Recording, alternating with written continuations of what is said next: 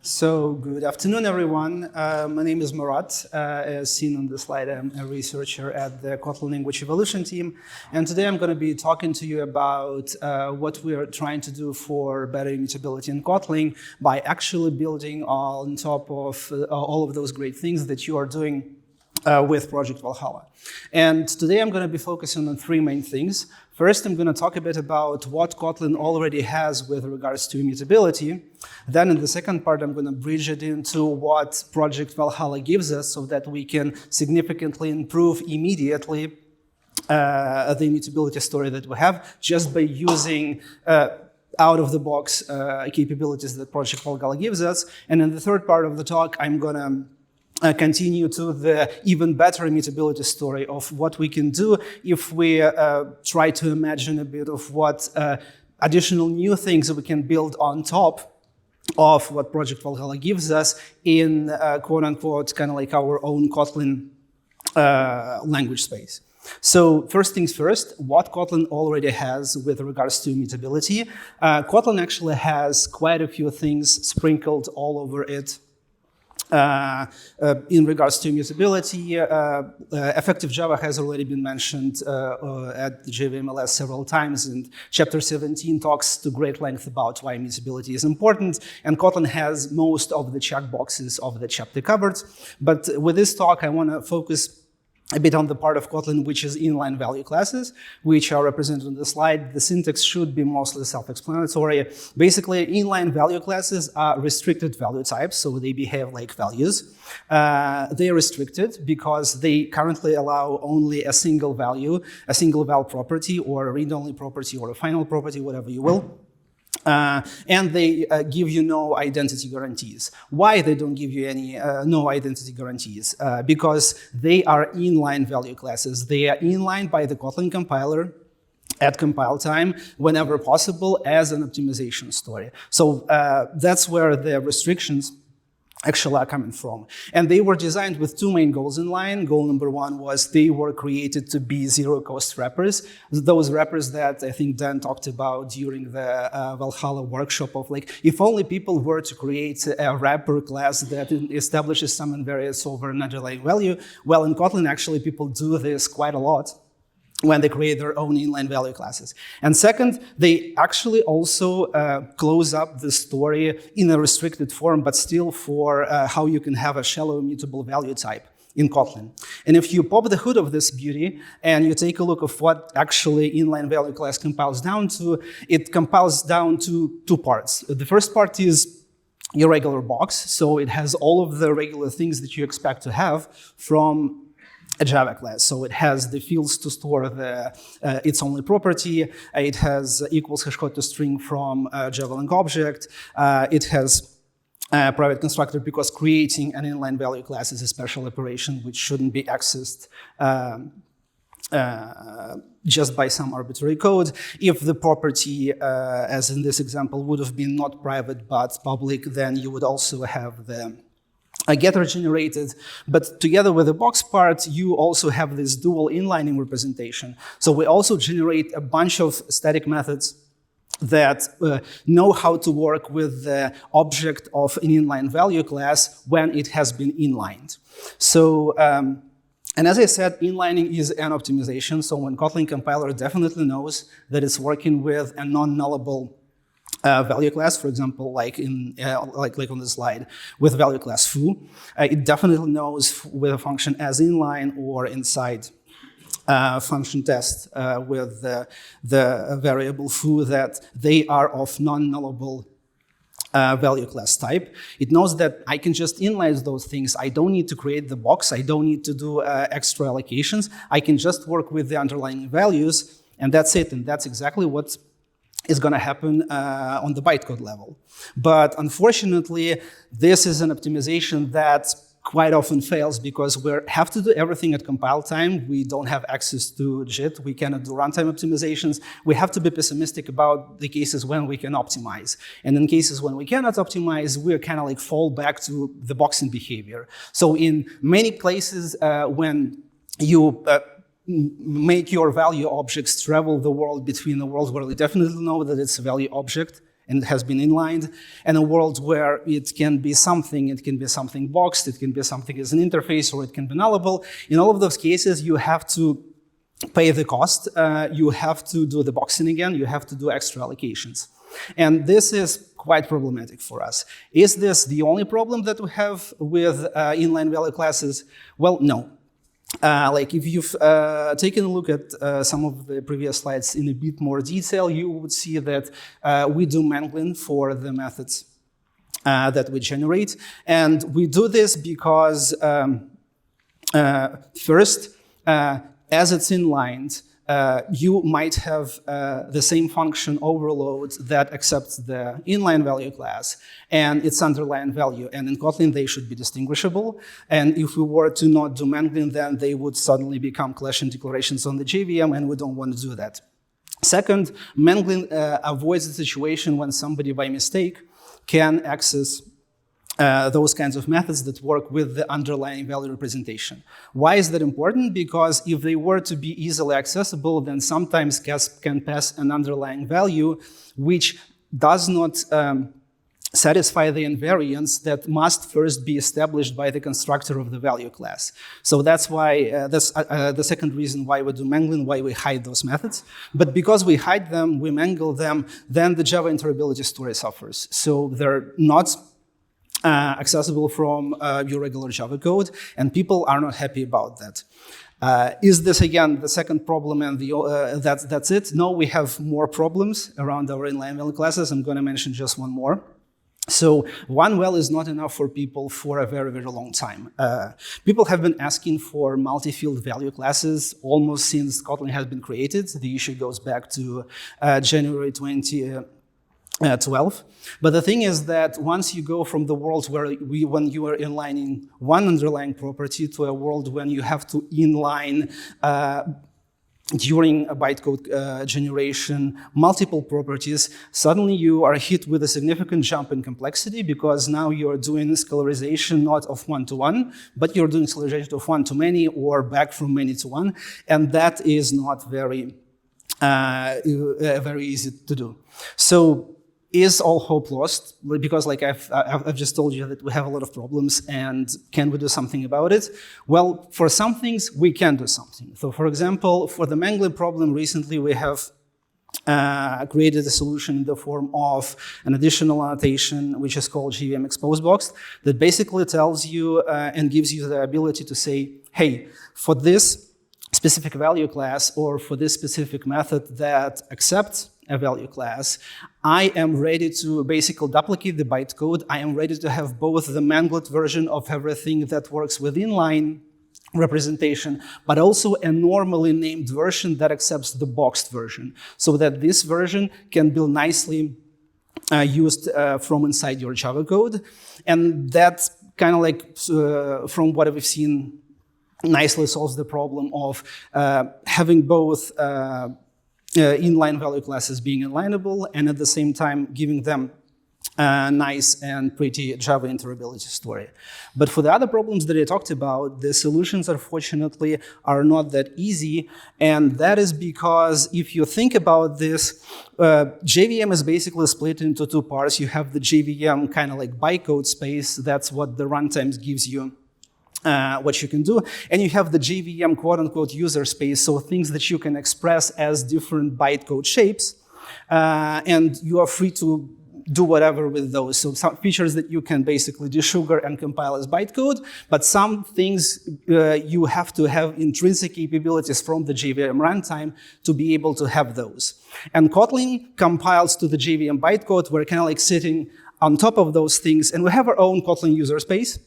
But our language space, it's kind of like, sometimes it sits directly in front of the JVM user space, so we can just be very imaginative and creative about how we compile our Kotlin code to the JVM bytecode, and we can solve problems that way. But if what we want in our language space needs some intrinsic support from the JVM bytecode space, so for example, for cases when we want to really heavily optimize boxing using runtime information, or if you want nice multi-field value classes. In that case, we do not have a good solution.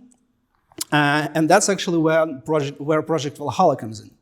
So I'm not going to be talking to you about what Project Valhalla is. I think everybody in the audience besides me knows more about JEP 401 and what it is. But like what we are interested about is that its target is to bring value classes and objects to the JVM platform with 3 stated major goals in the very beginning of the JEP. First, provide types which opt out of the identity. Second, migrate effectively value-based classes from the JDK to be actually value classes. And third, allow better runtime optimizations of said value classes. And we actually very much support, and we will benefit greatly, as I will show in the next several slides, we will benefit greatly once 2 of these 3 goals are achieved. So we care very much about having types that opt out of identity. And we very much would like to have better runtime optimizations for those value classes and their objects.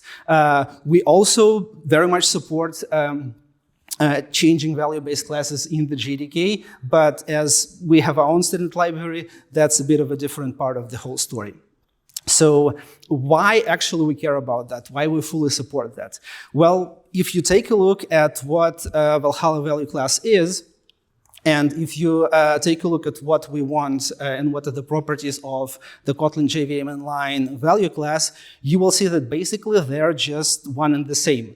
And now, when Project Valhalla happens, what we actually get, we get a basic building block inside the JVM runtime space and in the JVM user space that gives us everything that we want without the need to do anything super specific on the Kotlin side. So we don't need to do any mangling because there are no dual representations. We don't have to do any manual inlining.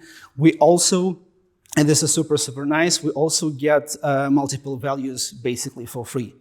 And why we support this, why we actually very much like this, and why this works greatly for us. Well, first of all, we very much support having a way to express immutable data with no identity. I won't go into several different explanations of why that's actually important. Like for us, one of the main things here is that for immutable things, having identity is very, very bad because you lose differential transparency. Suddenly, if you can distinguish the boxes within which your immutable things live, you lose that property. They're not truly interchangeable anymore, and that's very, very bad for multiple domains. An example of such a domain is Jetpack Compose. Again, I don't have the time and space to go into what that thing is actually is and how it works under the hood, but too long to read version. Jetpack Compose is a reactive UI framework, and as all reactive UI frameworks, what it wants to do, it needs to track the state changes of your user interface. And if your user interface state is represented as something immutable, it's very easy to track the changes in something that is immutable. There are just no changes. If you change something immutable, you do it super explicitly so that the UI framework knows when something has been changed. If your UI state is mutable in some parts, then unfortunately for the UI framework, you have problems, you cannot track changes in those things, and you have to be pessimistic about when you redraw or you do not redraw your user interface. What also works? As I said, we very much like the fact that with Project Valhalla, we do not need to have 2 flavors of the same thing, because we now do not need to do inlining. We do not have to think about, has this thing been inline? Does this thing need to be inline for this call or not? We now can just work with a value class, with the Project Valhalla's value class, and that gives us everything. It also gives us optimizations, and we think, and like our first benchmarking results show that for a lot of the cases that actually holds true, the optimizations that Project Valhalla gives us are better, and because they are done at runtime, they are also applicable in more cases compared to our more pessimistic approach, because we can do those optimizations only at compile time without having access to any runtime profile information. And because inline is an optimization, and now it's done by Project Valhalla and not us, we can just drop it and Once that happens, like we just take out and remove a huge part of the API surface that we before needed to generate to support working with the alternative representation of an inline value class. But now we don't need to do this anymore. Additionally, Project Valhalla value classes will have nicely behaving default implementations for equal-seq and hash code, which is structural. And that's, again, the same thing that we want for our value classes. And that means that, again, we can skip generating those. And that means that out of the box part, and now there's only the box part remaining, actually, we can also strip out those, and our value classes become very lean, very nicely behaved, and also very nicely optimized by the JVM. And also, again, for free, we get the ability to have several fields, because once the problem of how you do heap flattening, how you do scalarization for your value class with multiple fields, if this problem is solved for you by the JVM, you don't have a problem with giving your users ability to have those things. You just give it to them, and they can use them. So does this mean that between Kotlin value classes on one side and Valhalla value classes on the other side, we can just build the perfect bridge and we can make Cody and Duke meet in the middle and be super happy? There are no problems, there are no things that do not perfectly work. It wouldn't be probably a JVMLS talk if there weren't some problems. And there are multiple. I'm going to be talking about only the problem around early initialization. So the thing about early initialization, and again, there's like last year, there was a great talk by Dan Smith about early initialization. So I won't repeat the basics of what the thing is. So the problem with it is it's a new concept for both Java and Kotlin. And for Kotlin specifically, an additional problem is that it's not yet fully finalized concept. So when I was preparing for this talk, I, with some amount of surprise, learned that JEP 401 has been updated on July 22nd, and as it turns out, it has actually been updated today. But the version that I read and used in preparation here, that was from July 22nd, it actually had some important updates in around the area of how early initialization works for records and how early initialization works in general. And that means that we trying to come up with ways of how early initialization should work in Kotlin for our value classes and in general for any Kotlin class. We're kind of like, again, trying to hit this moving target, which is not very easy, but we'll try to do our best. So what is the problem with early initialization in Kotlin? In Kotlin right now, initialization always begins with a call to super for any class. That means that everything in Kotlin right now happens inside late construction phase, whereas value classes in Project Valhalla are always fully initialized in the early construction phase. And you clearly see the problem. One doesn't match the other. We can have a local kind of like band-aid solution. We can say that, well, value classes that compile to Project Valhalla's value classes are also a new thing in Kotlin, and you can just say that for those things, you have different initialization rules. You can say that for them, their initialization always ends with a call to super, everything happens in the early construction phase, and everybody's happy. That is a local solution that is kind of okay, but the thing is that if different parts of your language behave in different manners, that is usually not something that users very much like. It's a way to block users from having their class and switching it to a value class, because right now their code might become red. And instead of trying to figure out why the code is red, they will just say, I'm not going to bother, I'm not going to migrate to a value class. So that means that that's not enough. And early initialization story kind of like needs to be solved in the context of whole Kotlin to have a solution that works for Kotlin value classes. And the problems there are multiple, besides the problem that everything now happens in late construction phase. In Kotlin, there are actually several Kotlin-specific problems. I'm going to name just two. First, in Kotlin right now, when you are accessing a property during your initialization phase, or actually anywhere, you're actually calling the getter for the property. We try very much to hide access to fields as much as possible, so we try to follow encapsulation, but this is where this thing kind of backfires, because for this example of a class that we found during playing with early initialization prototype, because it failed to compile, within this perfectly reasonable code, access to exponent width within the init block, it's actually calling a getter, and with early initialization, that's not possible because it's this dot get something, and that is not allowed in the early construction phase. So what we can try to do here, all of the solutions that are possible, they are not very pretty. We can, for this specific example, when you actually initialize a property from a constructor parameter, we can introduce a new syntax to distinguish between the two, because you can access the constructor parameters during your early initialization easily, but that's just awkward. That means that now people need to learn one more very specific thing that they need to remember to use in one very specific circumstance, and that's just not great.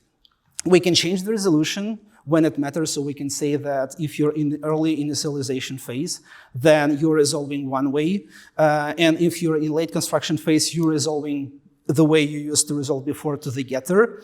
That's just super fragile because you move where the initialization phase ends and your resolve changes. This is very fragile and very confusing.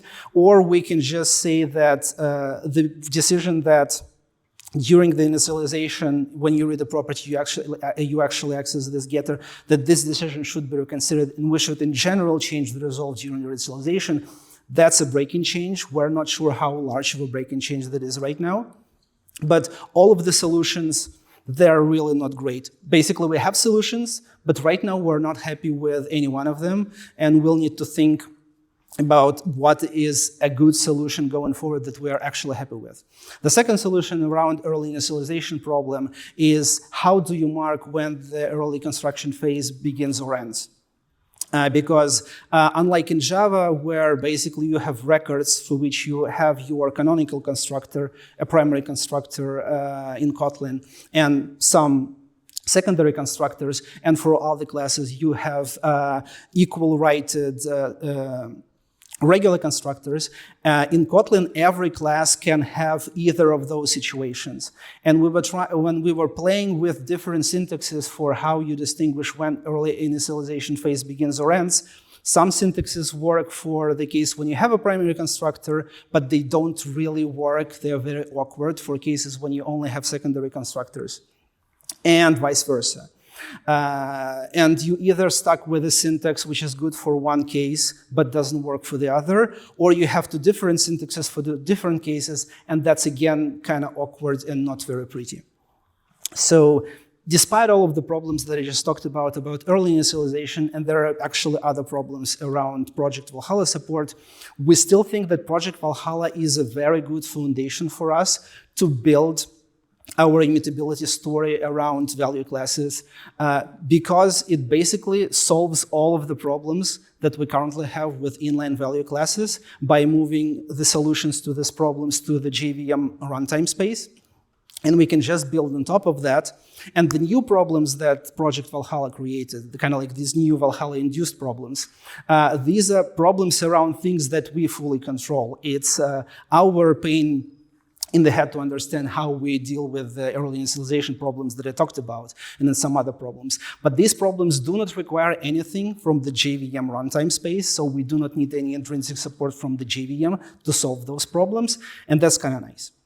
So at this point, basically, if we have Project Valhalla, we have an improvement in our story for inline value classes by not having them as explicitly inline, because inlining and optimizations are done by the JVM. And we can support multiple properties for those things, and we have other kinds of improvements. So even if we do not do anything additional, even if we stop here, we already get an improvement to the immutability experience that we provide to our Kotlin users.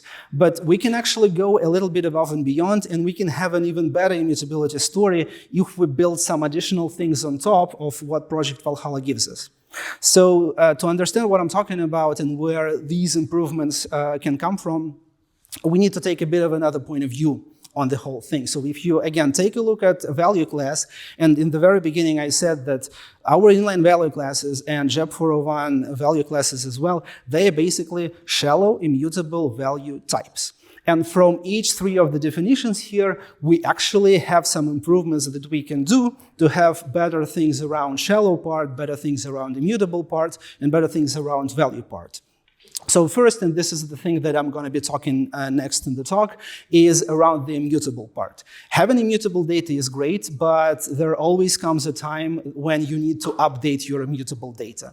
And we really want to have very ergonomic ways of updating immutable data so that our users can do this without needing to write a lot of heavy boilerplate code that I will showcase on the next slides. Second, around the value type part. Value types in Valhalla do not try to provide value semantics, and that's totally justifiable. But the thing is that we want to try and provide just enough value semantics of just the right flavor of value semantics so that people can benefit from having access to that just enough value semantic part while still living in the mostly reference-based world of the current Java and Kotlin languages. And third, around the shallow part, as I've shown with the Jetpack Compose example, we really much like when things are immutable, and in case of the UI state, you really want your UI state to be deeply immutable, but Project Valhalla's value classes currently only think and support shallow cases, so we are actively looking at what we can do to better support deep immutability.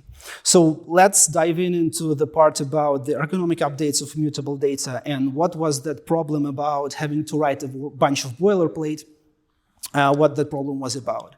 So again, most of you probably have written code similar to the code on the slide at some point during your development experiences, and it doesn't look that bad. If you want to update your immutable data, for this example, you have a bunch of books and you want to properly capitalize titles of said books, well, yes, you need to use a copy function in Kotlin or a wither or a lens or something else that your ecosystem provides you, or you can just do not even use those things and you can just go directly to the constructor call and recreate properly the object by saying, okay, title is now new, and take all of the other fields as old fields from the old instance. It doesn't look that bad.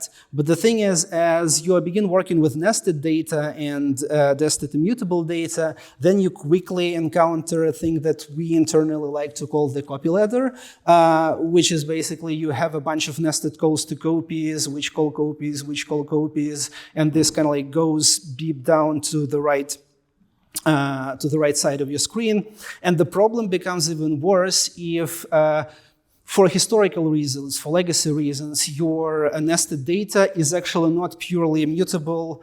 It has a mix and match of mutable parts and immutable parts. And now you have to be really careful about using copy in the right places, mutating mutably in place in the right places. And it's very easy to make a mistake if what you have in front of you on the screen is this copy ladder in which it's very easy to lose focus, and it's very easy to misplace where you're doing the copy, where you're mutating something in place, and so on and so forth.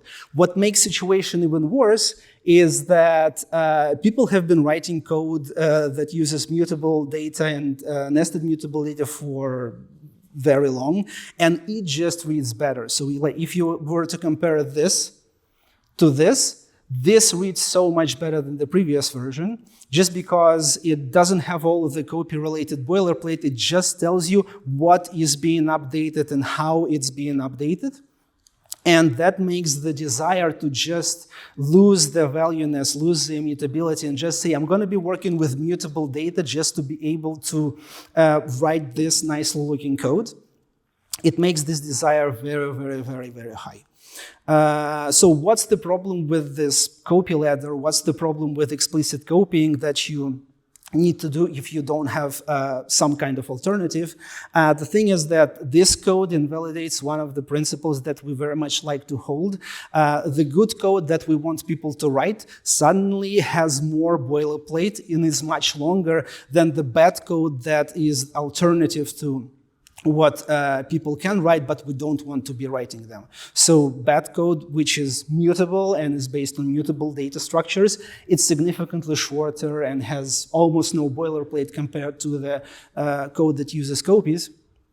And copies, additionally, they kind of like hide the intent behind the ceremony. What you want to do is you want to update parts of your data, and updating means that I'm just accessing fields and assigning them new values. That's how it has been since the very beginning of programming, and it's hidden under the ceremony of having a bunch of copies, copying stuff around. And as I said again, the users have already tried this mutable style. A lot of languages already have value types in the form of structs, and there they can write code that behaves the way they want without actually having any explicit copy-related boilerplate. So can we try to do something here? Like we believe we do, and what we are going for with the design for better immutability in future versions of Kotlin is, right now we have read-only val properties and mutable var properties. And basically they represent two conventions. Read-only property means that when you're accessing it, you are trying to get something with a getter. Mutable property means you can read me, you're gonna call a getter, you can assign to me, you will call a setter. So we're gonna extend this to a third kind of property that basically means that whenever you are trying to access me, you will obviously get something from a getter. Like there's no way around it. But when you assign to me, I will actually, under the hood, without you even needing to think about this, I will take care of recreating the outer object with the new value that you assign to me. And I will also take care of updating the outer reference as well. So in other words, if you take an alternative view on this, copy vars are lenses that we just baked into the language or built-in withers, somewhat similar to what JEP 468 about derived record creations kind of like is going for. And how are we going to do the second part? How are we going to recreate the object? Well, mutable var properties and read-only val properties in Kotlin, they kind of like re-established and put into the language patterns that Java developers already has been using with the getters and the setters. And copy vars, in some sense, they're baking in the language the third convention that people also use in Java very often, the convention of if you want to update something immutably by creating a copy, you do a wither. And that's precisely what we're planning to do here. So a copy var compiles down to a combination of a getter and a wither, and the code that updates a copy var in Kotlin by assigning to it, it's actually under the hood compiled to a call to a wither. Then the wither takes care of recreating the copy correctly under the hood. So again, why we're doing this? First, as I already said, it's a well-known pattern in the Java ecosystem, kind of like take a look at Lombok with its width and a lot of APIs that are shaped exactly like this. And additionally, it gives us very nice Java interop, again, for free, because if we compile to this, then Kotlin value classes are nicely usable from Java if people decide to do so. And they can work with them in the way that they're used to. And second, withers, unlike copy or explicit constructor calls, they have much better binary compatibility story. Because with when you compile to withers, adding an extra property for which you need an extra wither doesn't break your previous call sites to your previous copies, whereas if you add a property when you compile the copy through a copy call or wither call or an explicit constructor call, suddenly all of those calls are invalidated because now the shapes don't match, your signature now has an additional parameter, and you have to recompile, which is something that our users very much not like and have been bugging us constantly about. So is this final? Are withers actually the right choice? Are we sure that that's how we're going to compile everything when it's stable and fully released? Well, we're not 100% sure, and now I'm going to try to explain why. We have a feeling, and feel free to catch me afterwards during the reception and convince me that I'm right here or I'm wrong here. We have a feeling that the dominant way of how current Java's design views updates to immutable data is by going through constructors. Because JEP 468 for derived record creation, it explicitly says that, well, actually a wither is compiled down to blah, blah, blah, blah, blah, blah, blah. And in the end, you have a constructor call to the record. And for value classes, also, the way to recreate a value class with updated values is by calling its constructor, and there is no alternative ways. And the thing is that if you have sequences of updates expressed as several incremental calls to constructors, we feel that because that's the predominant way of how you update things in Java, JIT will be a bit more willing to try and optimize those sequences harder.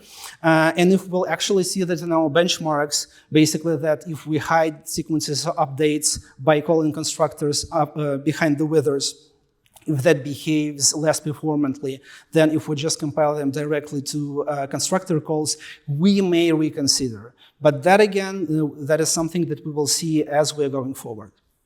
So once you introduce copy properties, this notion of something which is copyable or something which allows copy, it kind of like begins propagating through the language. So we could say that that's everything that we need to do. We don't need to change anything else in the language.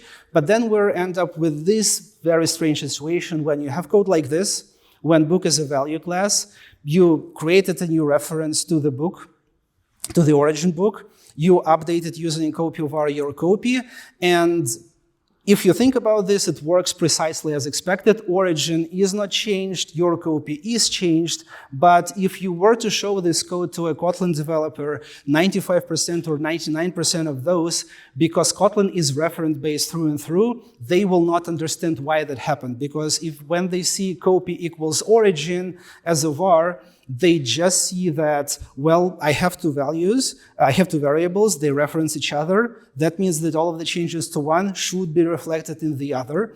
That's kind of like very much ingrained in how developers read code. And ergonomic updates kind of intentionally hide this fact. This is intentional, but very, very unfortunate. So as a solution to this, we're going to be saying that if you actually want to opt into being able to do copy var operations on your variable, you actually need to mark it as a copy var. That gives the user, that gives the developer who reads this code a chance to see, okay, I have a copy var copy. His mental model is basically, at this point, I copied the origin to copy. They're now completely independent, and I should not expect changes on the copy to be reflected in the origin.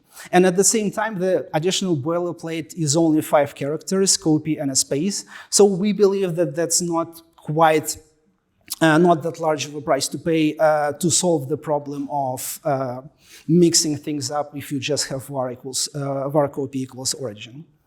So continuing on, you want to be able to abstract multiple updates together just because that's what functions are about. You want to be able to say that now I have this new term in my vocabulary. For example, I want to capitalize the book correctly and also change the EN prefix for the ISBN code to the one which is correct right now. And I want this normalization operation to just be easily available. And again, if we stop the propagation of copy throughout the language here, people would be forced to write code like this. They would need to say that, well, I'm using Fluent style, I'm explicitly saying that book.normalized will return me a new instance, and I will reassign it explicitly.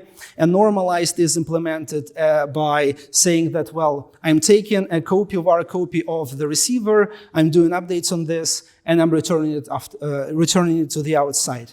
But if you look at this thing on the definition of normalized function, it basically has 2 lines of boilerplate that just express the notion that your receiver for this function is itself a copy var. And why not just, again, say that now this is also something that you can have in the language, that you can that you can express, and that's how you get copy functions. So copy functions are basically special functions that, again, under the hood are compiled so they work like this. But from the point of view of the Kotlin user, they're just special functions inside which your receiver is a copy var. That means you can do copy var updating operations on it. And the Kotlin compiler will take care of that. All of the updates are then correctly propagated at the call site to the receiver value there. Like this propagation is basically a form of how features interact between different parts in the language. And like there is an internal half joke, half truth of the Kotlin development team of when your code uses 3 Kotlin developer features at the same time, something will definitely break. So let's try and see what other things break or do not break if we try to mix them together with the notion of copy var. I don't have the time to talk a lot of things, but as I've learned recently, it's not a JVMLS talk if there are no lambdas. So we're going to talk about how copy vars interact with lambdas in several different ways, actually. So first things first, in Kotlin, actually, a lot of the things that you see, even if you do not expect this, they are lambdas. So our let function accepts the lambda, and it's basically our replacement for a let expression. And it's kind of like equivalent to the code on the right side of the slide that just gets the value, checks that the value is not null, and if the value is not null, it does the body of the lambda. And people are actively using this principle to actually extend the language. And somebody might want to say, well, I want to have my own wither for value classes because I just want to be using this. And if they don't have anything, they again would need to write something similar to this. They would need to say that, well, I have a copy with function that accepts the lambda, where you have a receiver, you return from the lambda the updated value, and the whole copy with actually returns the result of the invocation of the lambda.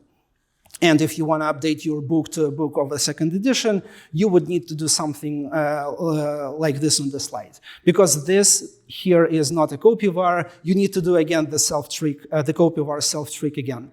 And that's the same boilerplate. It's the boilerplate that happened because lambdas do not understand, they do not have the notion of the receiver of the lambda is a copy var. Well, that's another thing where we can continue propagating copy to more and more places.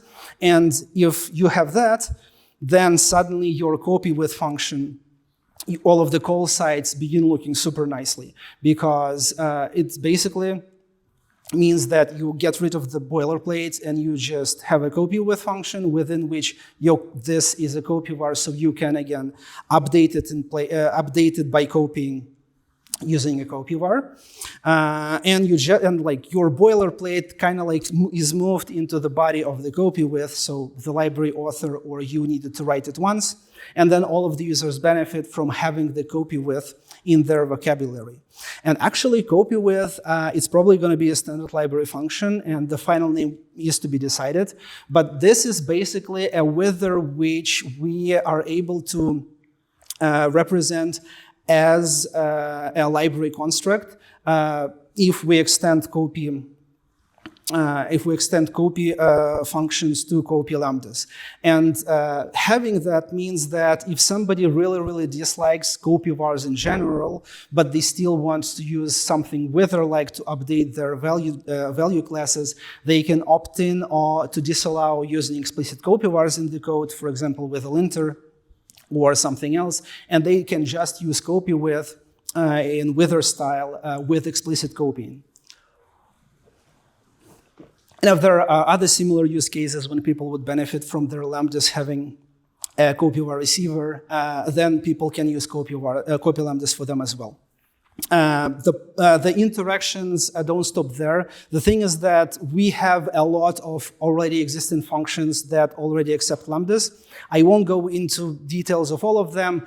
They're basically there to allow you to use fluent style and do some additional things in between your chain of computations, or in case of a let, to do a let expression in between.